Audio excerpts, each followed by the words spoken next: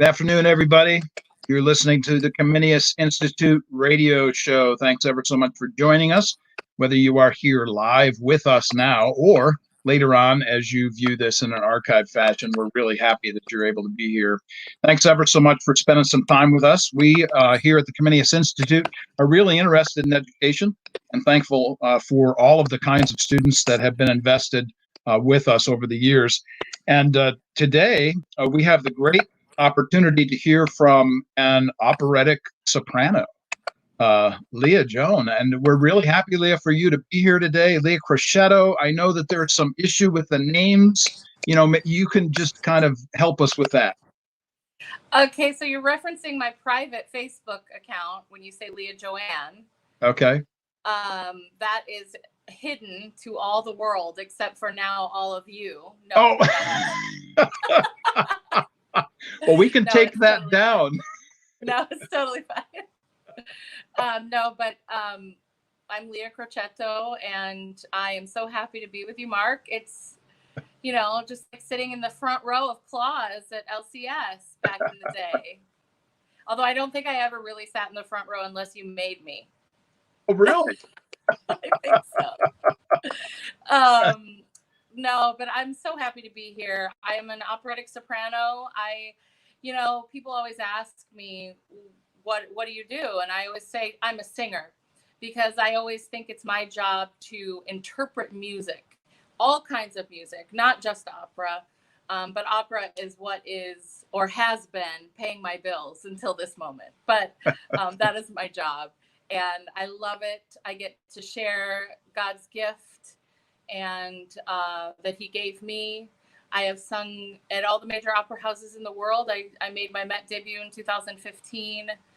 I've sung in San Francisco at the San Francisco Opera. I'm a regular at the Kennedy Center here in Washington, D.C. I've sung all over in Germany and France and Italy. I made my debut in Italy at La Fenice, which is one of the most legendary historical opera houses in Venice. And I sang my first Desdemona in Otello there, and which also happens to be where the opera premiered. So it was a high pressure situation. Those of us who follow you and see all of the different places that you're at are just absolutely fascinated by it all. And I have to just say this funny thing that happened just yesterday when I happened to get on an Instagram video that you were doing, thinking, I might have some material to share. And you all were talking about makeup. I mean, yeah. So makeup, I love makeup. I love fashion. I love all of that stuff. It sort of comes with the territory when you're a performer. But at the same time, I get a lot of questions on my Instagram account, especially from young singers, and they always ask me about makeup and about what I'm wearing at the moment. And it just so happens that I happen to be really good friends with one of the most famous makeup artists. Nice. That's who you saw, Carmody of the What Not to Wear fame. Okay. Yeah, so that's when you popped on. But usually I do a little live with Leah, it's called, every Tuesday and Friday. And I'm usually with another singer. But it just so happened that was the one you caught, was the one of cosmetics. Oh, that was hilarious. Yeah. Just for the sake of having everybody understand your situation, I mean, all of us are living within the COVID-19 bit, and we're managing it in one form or fashion or another. But you guys in the arts, you're dealing with some things that are very different and difficult. Why don't you fill everybody in on that? Yeah, it's been, I was in Dallas, Texas, about to open Don Carlo by Verdi, which is a legendary opera. Everybody wants to sing it. Everybody wants to conduct it. Mm-hmm. Every opera house wants to do it. It's a masterpiece. And we're 1 week into the rehearsals, and we get a message. The artistic director there calls me and says, well, we'd like you all to go into quarantine because one of our company members has been exposed. Mm. Now, we weren't, but the building itself was that we were rehearsing in, so they wanted to be safe. And after about 4 days, we just never went back because then the government, basically shut us all down. So I've been out of work since March. The end of March. I drove from Dallas, Texas back home to DC. Oh my. And because we are independent contractors as artists, we have not had access to unemployment and we don't get benefits or anything like that. So our health insurance premiums are astronomical. And thankfully, our president enabled us to apply for unemployment now. It's a different kind. It's not as extensive as regular health insurance, or as regular unemployment, but we do have that opportunity. However, most states are not set up for it yet, so none of us have had access to that yet. So we are, resting on our laurels, doing interviews, hanging out. Thankfully, I've been resident artist at the Washington National Opera this year, which means I get to mentor the young artists there. And thankfully, they brought me back on the schedule to teach a couple of voice lessons a week. So that's throwing me some grocery money, which is nice. Okay. So all right. They've asked me to come back and teach and advise a little bit. So that has been great.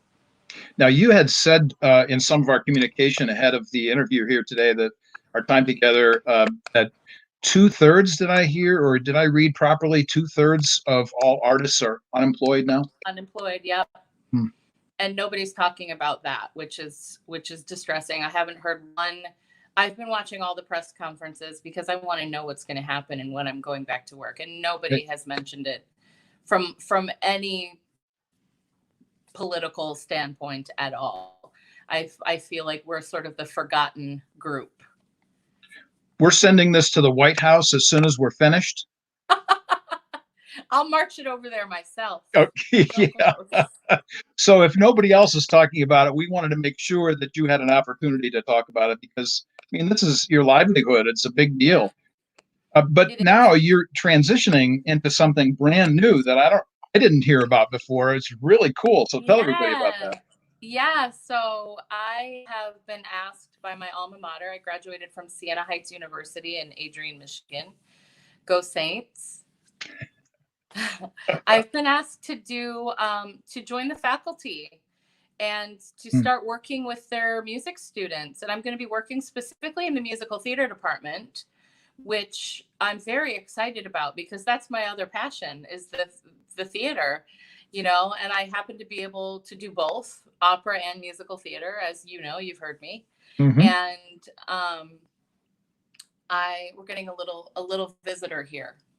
Okay. He just crawled up to say hello. Aww. But I am joining the faculties. I'm moving back to Michigan. I'm making the trek to the Midwest again. So I'm really excited. So I'm going to be teaching between my performance gigs. So okay, that's great. That's fantastic. Yeah. So can I call you colleague now? You can, yes. Oh, that's great. Fellow professor is on with me today. That's great stuff. And I love the idea that you're into the musical theater. Is that what you referred to? Yeah. Yes. I just loved, of all the pictures that I could have chosen to put up of you, I tried to get at least one of you in costume because I just love seeing those pictures. They're just wonderful. Thank you. Yeah, performing is amazing. It's all about interpretation and how a character makes me feel and how I can share with the audience and how I can then make them feel. So the rehearsal process is always tricky because most of my characters are tragic, and they all usually, there are two that I play that don't die, but the rest of them die. Oh my. So I have to, and it's always a traumatic circumstance. So I have to make it believable to the audience, but not let myself go too far overboard. Mm. because if I go there, the audience can't go there Uh, because it's, you lose that communication mhm. ability. It's that fine line. Right. So, So I just have this really errant question that just popped into my mind. I've always wanted to ask an actress this, yeah. and as far as I'm concerned, you are that person right now. So, can you cry at the drop of a hat? If you, yeah, I mean, it depends, actually. It depends. I have to, because that's very method. I mean, some people can literally, blow air in their eye and they look like they're crying. But for me, it has to come from a real place. So I was trained in the Stanislavski method, which is like, I don't go so far as to Stanislavski method for a quick layman's explanation is putting your life is experiencing the things firsthand that your character experiences Mm. and what that would feel like. So I have translated that into what in my life equates to what my character is dealing with. Now, it might not be as grand as I'm, you know, a baritone and a tenor are both vying for my affection, or it might not be to the point where I'm being held in a tower by a smarmy old man, which happens in opera. So it's not going to be like that, but it's something that can get me to that emotional place. Okay. And so All right. that's, if I have that, I can cry for you. Well, I wasn't interested in doing that right now. No, no, please. I've cried enough. Okay. Well, first of all, welcome back to Michigan. In anticipation of your arrival, I'm sure your family is just Thank you. excited beyond all get out about that. Um, and I Mm-hmm. am really pleased for you to have the opportunity to be a teacher. That's just a phenomenal opportunity for you.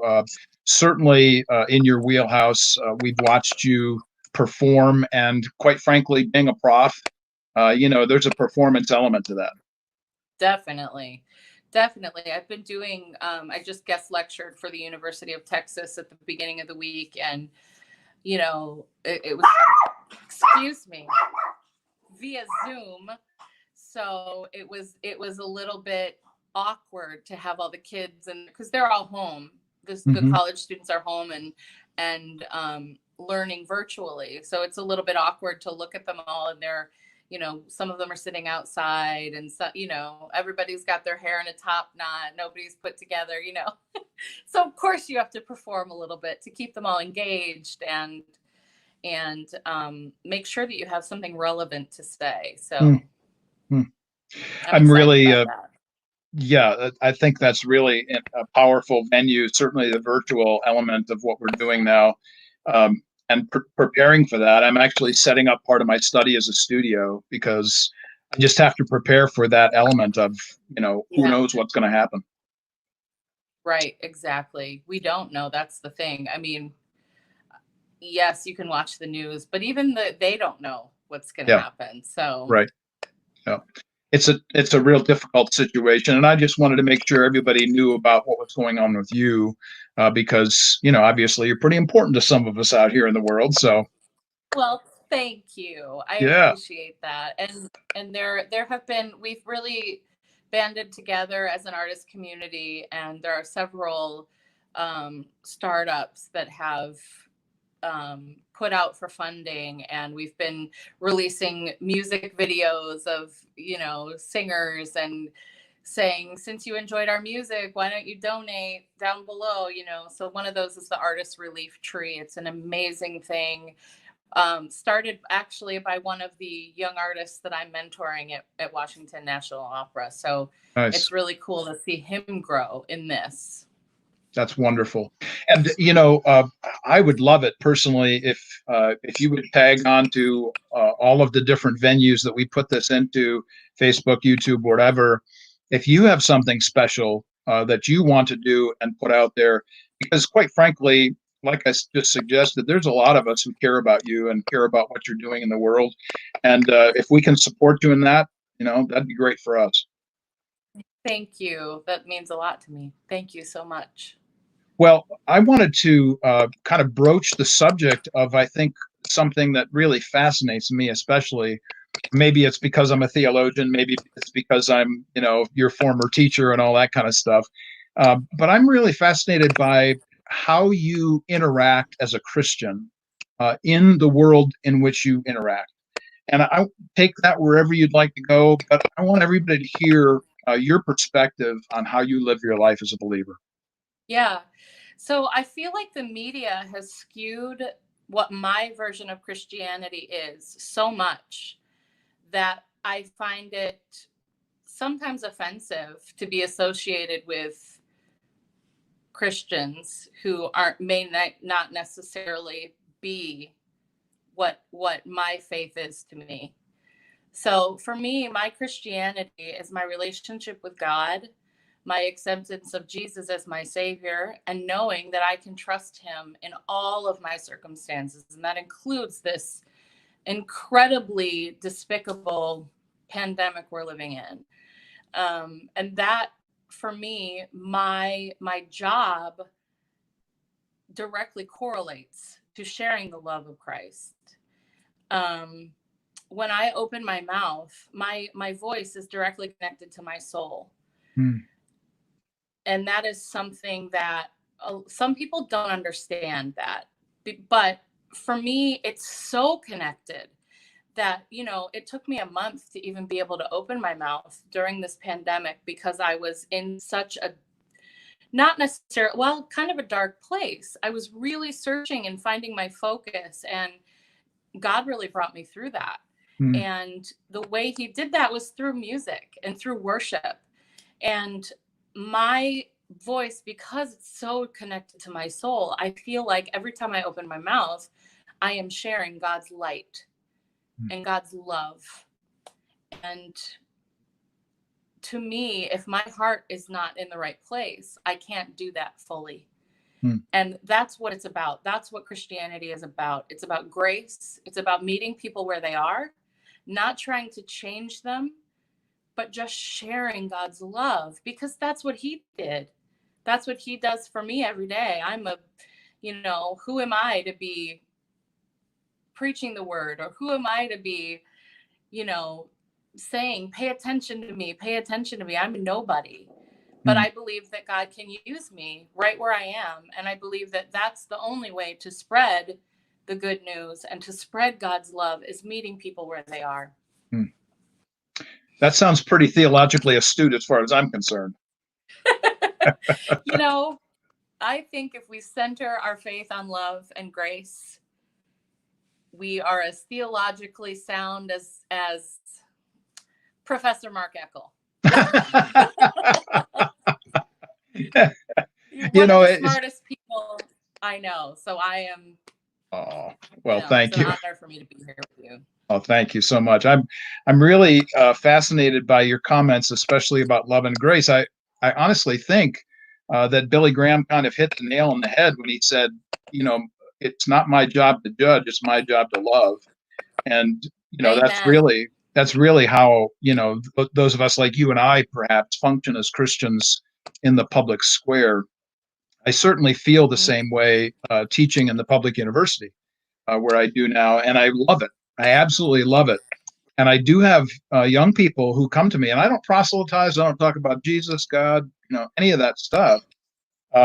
But I do have young people who Google me all the time. And they'll say, well, I noticed that you have a really deep faith. I'd like to talk with you about that. Yeah. So do you have those opportunities?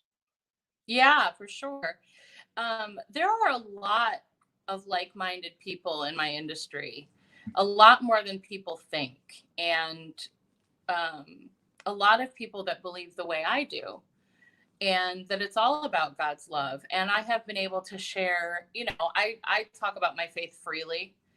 I've been able to pray with colleagues who are going through a hard time, because I'm not afraid to just, if I'm talking with a girlfriend or someone in a show with me, and they're telling me of a hard time they're having, I have been known to say, can I pray with you? Just nice. Because I believe so much in the power of prayer, and I believe that God hears it. God hears the cries of our heart, and it's very important to keep that communication open with him, I believe. So you said something earlier that I wanted to come back to for a moment, which was you believe that what comes out of your mouth is connected to your soul. Now, you don't have to do a deep theological dive here or anything, but I'm really fascinated by that comment, and I wanted to connect it to your vocation. That is what you do. Yeah. And so would you say, to answer a question, would you say that your vocation by itself, that is being a singer, is in and of itself a ministry? Yes, 100%. I've had people come up to me after a performance and say, I had one woman who brought her deaf daughter to a performance, couldn't hear anything, but told me that she saw my soul coming out of my mouth. Oh, my word. That makes me cry just thinking about it, because if someone can see that and they can't hear, then my philosophy that my soul is connected to my voice is 100% accurate, because that's the way I feel it. And I feel that's what I mean about putting my heart in the right place, and my mindset has to be right before I go on the stage. And it's my job to portray the character to what the composer wanted her to be portrayed. Like when I sing the role of Desdemona, she in Otello, I said it with the Italian inflection. So Desdemona, to all of you non-Italian speakers, when I play that role, she is a character that I most identify with. Her background is conservative, so to speak. She's sort of a rebel in that she marries someone, not quite who her father wants her to marry. I'm a rebel in different ways. But her heart belongs to God.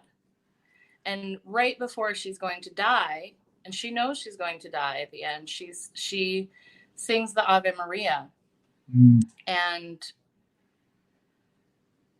the opportunity to perform that aria and that prayer within an opera is so profound for me every single time I get to do it, that is the perfect example of your soul being connected to your voice, therefore sharing the message with the audience. Wow.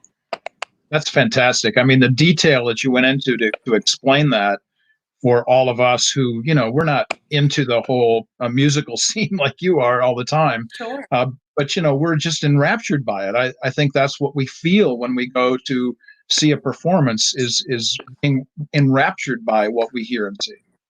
Yeah, that's what I want when I see a performance. I want someone to move me. I want to feel. I don't just want to sit and enjoy the music. I mean, that's nice too, but I want to go on a journey because, entertainment, opera is entertainment. When I go to a movie, I want to be transported and I want to be taken to a different place. And for me, that's what I want from opera too. I want that from music. I want to be able to go away for a while and literally be transported. So and you're telling a story as you do. Absolutely. Yeah. The whole time. Of course, there are moments where I'm like over analyzing my vocal technique, and then I come out of it a little bit, because let me tell you, it's a technical battle, but that's why we rehearse the way that we do, so that we can, share fully in the performances. Well, that brings me maybe to a final question, which has to do with the concept of excellence. And I'm really concerned that as Christians, we do what we do with excellence. Can you talk about that for a moment and why that might be so important in your vocation? Oh my goodness, yes, because excellence, if you don't strive for excellence and pursue your job with passion, why are you even doing it? I mean, we have this opportunity to create greatness, and you can only do that when you are fully invested in what you're doing, in my opinion. So, opera singers have an extreme work ethic. I rehearse all the time when I'm not performing on stage, I'm studying a language. When I'm not in the rehearsal room staging, I'm home studying the rhythms of my score. When I'm not studying the rhythms of my score, I'm doing vocal calisthenics or vocal warm-ups to make sure that everything is functioning correctly, you know? And when I'm not singing those vocal warm-ups, I'm doing breathing exercises. So it all builds on top of the other to get the final product, which is the excellence. So you have to work hard on each one of the layers to get to the frosting, so to speak. Yes. And that's what we get to see, obviously, in all the costumes and the performances, and even those wonderful pictures with your pup. You know, it's always fun to see those as well. I think about that, especially as it relates to excellence, because what we do, whatever our vocation is, it's truly a craft.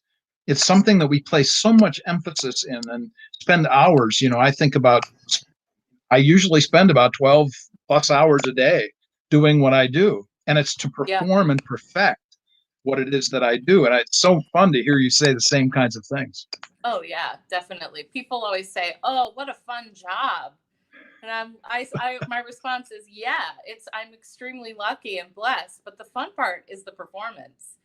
The rest is hard work, which is also very fun because I'm a bit of a technique nerd, and that I like to, my colleagues and I talk about vocal technique all the time to try to figure out the best way to approach the high C, or the best way to sing a beautiful legato phrase.